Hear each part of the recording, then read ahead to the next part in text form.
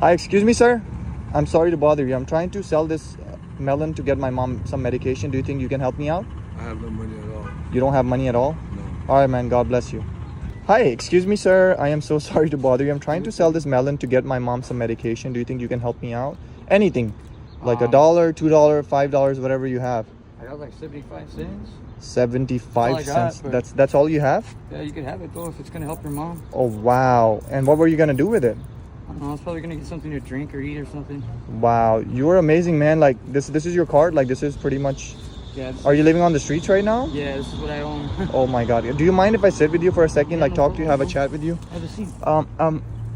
Let me ask you, like, how long have you been living on the street like this? Since 12. I'm 33 now.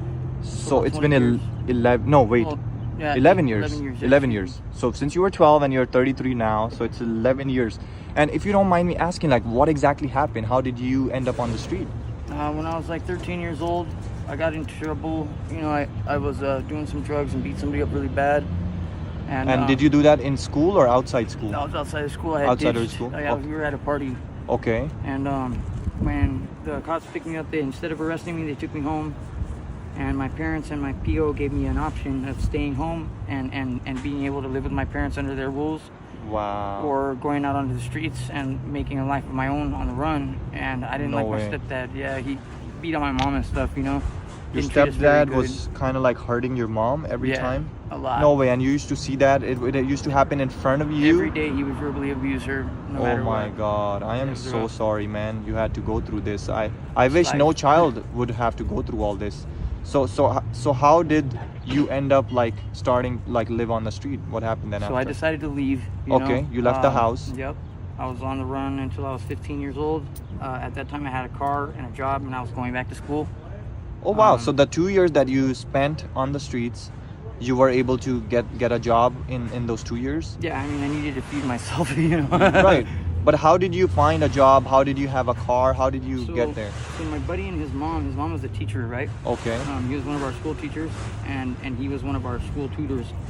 And they took me in and he helped me stay in school. You know, he was a really good guy. Wow. And they helped me figure out how to get a job so I could save up money and get a car. You know, it was a cheap little, like, it was a little Geo, you know? Yeah. Little stick shift car. It was a POS, but it got me where I needed to go. Whatever, you know? whatever it is, man, it doesn't have to be Yeah. something fancy. If it's getting you to work, you know, on That's time, right. and it lets you it takes you where you want to go. Yeah. I guess that's all you're gonna need. I was And grateful. I think that type of family that you're just mentioning about, they're so good people. They're like literally like an angel that Yeah, helped you in your bad Buchanans. times, you know. Good And I think we need more people like that, because in the world that we're living in today, if somebody sees somebody in need or help, they're like, oh, we don't know you.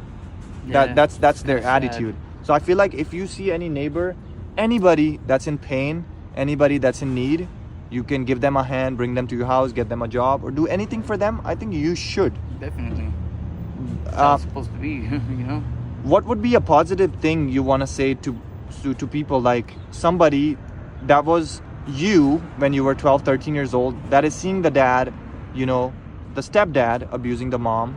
What should they do right now? What would you recommend You know them? what, honestly, I would recommend that instead of keeping quiet and just letting it keep going on, tell somebody at school, one of your school counselors. Okay. Let them know what's going on at home. That way somebody can come home and do a home check-in and see what's Okay. going on. Maybe even investigate from a distance and just see the abuse that's going on. So maybe you guys can get that person put on the right track to get into some counseling Wow. or something, you know, and have a bit better of a life. Bro, that's crazy. That's such a great advice. At least you know that you're not gonna advise them to go live on the streets, because you know how hard it is. Now look where I'm at, man. It's you know how hard it is, man. It's not easy. Like in the sun, even especially in the rain. Like, where do you sleep in the rain? Usually I get a tarp and cover up as best as I can, you know. Lately it's been rough. People keep stealing my tarps and stuff like that, so I've only had like umbrellas and stuff. Got to go sit up under an eave somewhere, you know, and kick back until the rain stops. Otherwise you're going to get wet and catch hypothermia and then you could die, you know. Yeah, I'm so sorry. Did ever, like, your mom try to get a hold of you, try to... You know what? My mom was there for me no matter what. Right. Whenever I called her and said I needed help, you know, she would go to the store and help me get food and stuff if I needed it, you know. Of course, my dad didn't know that. That was a discreet, like... Yeah, it was a very discreet thing. If he would have found out, he probably would have beat her up, you know. Wow. And but she had love. I'm her kid, you know what I mean, and that's how parents are supposed to be, you know.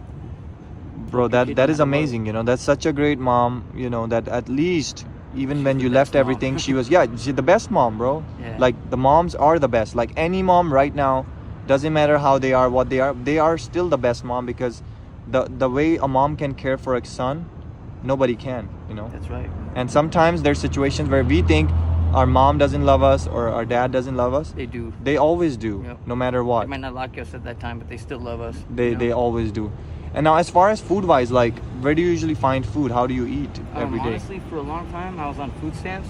You know? Okay. I don't know if you know what that is. Yes, You go to yes. the Department of Welfare. Right. And, They give you Human food stamps. Resources, you know, yeah, and they'll give you food stamps if you're homeless and you need help.